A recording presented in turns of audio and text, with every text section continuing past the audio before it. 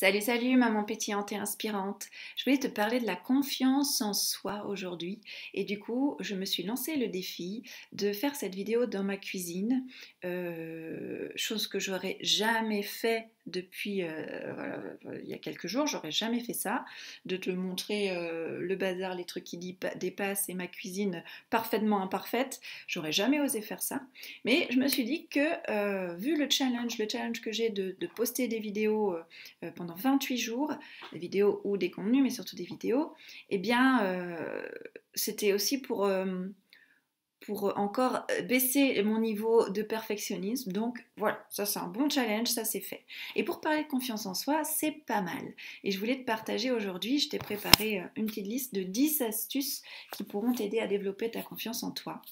Donc, la première astuce, c'est de tous les jours, booster ta gratitude, noter des merci, merci pour le soleil, merci pour ton sourire, merci, merci, d'ouvrir tes yeux là-dessus, de noter aussi tout ce dont tu es fier dans tes journées et de prendre le temps de te connaître jour après jour. Ça, c'est super important pour booster ta confiance en toi. Deuxième astuce, c'est que se rendre compte qu'on est tous ridicules, qu'on est tous humains, qu'on est tous maladroits, que la majorité d'entre nous a peur d'être rejetés, peur d'être critiqués. Donc, c'est ce que je me dis en boucle depuis que je fais les vidéos. Je me dis, voilà, on a tous ces peurs-là. Maintenant, là où je te lance le défi, c'est d'accepter tes imperfections. Hein, parce qu'on est tous passés par là. Troisième astuce, c'est de réaliser que tu as de belles qualités, de très très très très belles qualités et qui font de toi quelqu'un d'unique. Même si tu as du mal à les trouver, tu en as plein. Et te rendre compte de tes qualités, ça va te rendre heureuse et ça va rendre les autres heureux aussi. Tu vois, vraiment se rendre compte et connaître ses qualités, les accepter et même les mettre en avant, c'est une preuve d'amour, c'est une preuve de respect envers toi. C'est pas de l'arrogance, c'est pas l'ego qui parle, c'est juste que avant de pouvoir partager toutes les belles choses que tu as en toi, avant de pouvoir les partager aux autres, il faut d'abord que tu les vois en toi. Donc regarde toutes les belles qualités qui font de toi quelqu'un d'unique. La quatrième astuce, c'est que je t'invite vraiment à prendre soin de toi. Je le répète hyper souvent, mais c'est important de prendre soin de toi pour avoir de la patate, pour avoir de l'énergie. Ça paraît évident, mais évidemment, ça demande de prendre le temps. Et très souvent, j'entends les mamans que j'accompagne dire qu'elles ne méritent pas ce temps-là, que ce n'est pas le moment, etc. Mais si, c'est le moment, c'est le maintenant, tout de suite, et que évidemment tu mérites de prendre ce temps-là. Donc fais des petites choses déjà, fais des petites choses qui contribuent à ton bien-être pour vraiment booster ton énergie. Des petites choses comme prendre l'air, comme préparer un bon truc à manger, écouter une musique.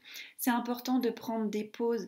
T'es pas une superwoman, ou si tu essayes d'être une superwoman la plupart du temps, eh ben tu mérites une pause. Wonder Woman mérite une pause aussi. Donc voilà, prends vraiment soin de toi.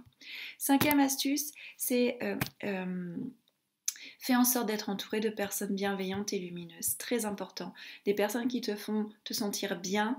Je suis sûre que tu as déjà passé, on a tous passé une journée pourrie ou un moment vraiment pas terrible parce que on était avec quelqu'un qui s'est plaint, qui a passé son temps à se plaindre, qui a dit des trucs négatifs. Donc moi, je t'invite à plutôt contacter un ami, contacter un collègue, quelqu'un de lumineux pour parler de tout ce que tu as sur le cœur. Essaye de t'entourer de personnes comme ça avec lesquelles tu peux avoir des conversations à cœur ouvert. Hein, c'est super important. Sixième astuce, arrête de te comparer. Te comparer, c'est te saboter. Hein. Et quand tu fais ça, en fait, tu rêves la vie des autres et tu t'oublies. On n'a pas le même vécu, on n'a pas les mêmes objectifs, on n'a pas la même histoire.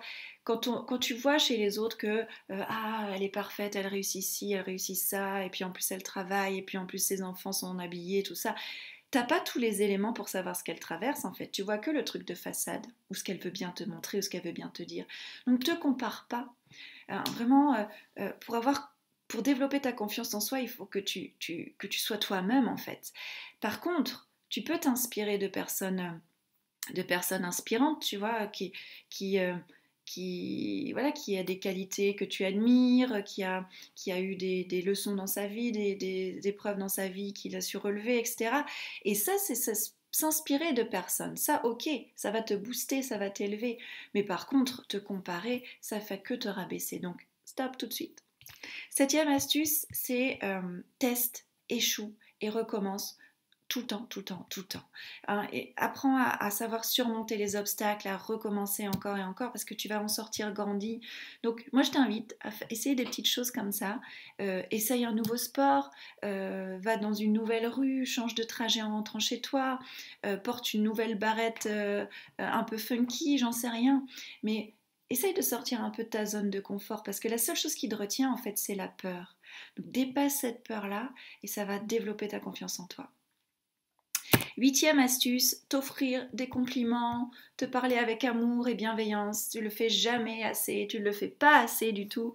Donc ça, offre-toi de l'auto-empathie, un amour inconditionnel pour toi. C'est super important. Neuvième astuce, relativise et positive le plus possible. Alors c'est sûr que si tu es quelqu'un de perfectionniste, tendance perfectionniste, ou quelqu'un qui a tendance à avoir besoin de contrôler, c'est pas facile. Hein, c'est compliqué de relativiser et positiver, mais entraîne-toi, entraîne-toi.